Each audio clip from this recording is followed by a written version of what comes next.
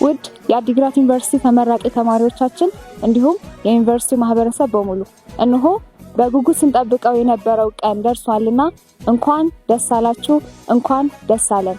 አዲግራት ዩኒቨርሲቲ ብዙ የድካምና የፈተናን ጊዜ አልፋችሁ ፍሬያችሁን የምታዩበትን ቀን ለማድመቅ ዝግጅቱን አጠናቆ በጉጉት ቀኑን እየጠበቀ ይገኛል። ዩኒቨርሲቲያችን በመደበኛና በተከታታይ መርሃ ግብር ያስተማራቸውን ተማሪዎችን ለ13ኛ ዙር ሰኔ 18 ደማቅ በሆነ መልኩ ያስመርቃል።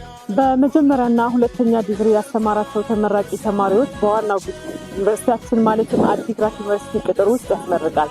ዩኒቨርሲቲው ከመማር ማስተማር ጎን ለጎን በምርምርና በማህበረሰባዊ አገልግሎት በርካታ ስራዎችን እየሰራ ይገኛል።